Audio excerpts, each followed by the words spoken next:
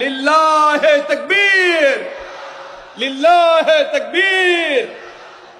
রমাদান যে আসতেছে আপনাদের ভাল লাগে? হ্যাঁ, রমাদান নাম শুনলেই মুমিন হৃদয়ে বয়ে যায় প্রশান্তির ফল্গু ধারা, ঠিক কিনা? একটা আনন্দ, একটা উচ্ছ্বাস আমাদের হৃদয়ের মধ্যে চলে আসে। রমাদান সাইয়্যিদুশ শুহুর, 12 মাসের মধ্যে সব চাইতে শ্রেষ্ঠতম মাস রমাদান আল মুবারক আসছে। আত্মশুদ্ধির মাস, আত্মসংশোধনের মাস, শুদ্ধাচারের মাস, নিজেকে আলোকিত করবার মাস, ঠিক কিনা বলেন?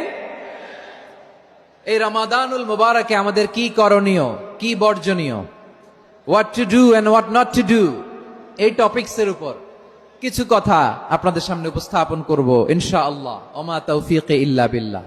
প্রিয় ভাইয়েরা, আপনারা জানেন যে এটা আমার বিভাগীয় সফরের এবছরের আল্লাহর অশেষ মেহেরবানিতে সর্বশেষ বিভাগীয় সফর। রাজশাহী বিভাগের প্রোগ্রাম এই চাপাই নবাবগঞ্জে হচ্ছে, আলহামদুলিল্লাহ। আমি সবাইকে অন্তরের অন্তঃস্থল থেকে শুকরিয়া জানাই যারা এই প্রোগ্রামে আপনারা অংশগ্রহণ করেছেন। আমি অন্তরের অন্তঃস্থল থেকে ধন্যবাদ এবং মোবারকবাদ জানাতে চাই আজকের প্রোগ্রামের অর্গানাইজিং কমিটিকে।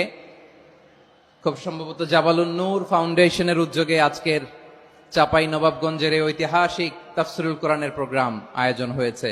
দীর্ঘ অনেক দিন অনেক কষ্ট করে, অনেক প্ল্যান করে, প্রোগ্রাম করে পুরো জেলা শহর, বিভাগীয় শহরের সব ক্যাপাসিটিকে একসাথে করে ওনারা আজকের এই চমৎকার কোরআনের বাগানকে সাজিয়েছেন।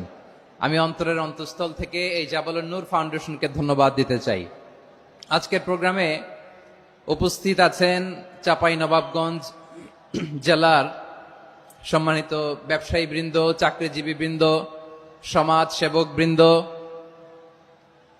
ছাত্র জনতা, পর্দার আড়ালে মায়েরা, বোনেরা, আইন শৃঙ্খলা বাহিনী, প্রশাসনের ভাইয়েরা, বিশেষ করে সেনাবাহিনী, র্যাব, বিজিবি, ভলান্টিয়ার্স, সাংবাদিক বন্ধুরা, মিডিয়া কর্মী, ইউটিউবার্স, আমি সবাইকে অন্তরের অন্তঃস্থল থেকে শুভেচ্ছা এবং মোবারকবাদ জানিয়ে শুরু করছি।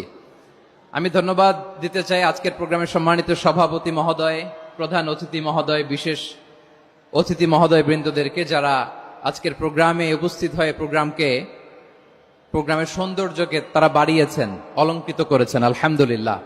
আমি সবাইকে শুকরিয়া, মোবারকবাদ এবং ধন্যবাদ জানিয়ে শুরু করছি। প্রিয় ভাইরা, আমরা নতুন একটি বাংলাদেশ পেয়েছি, আলহামদুলিল্লাহ।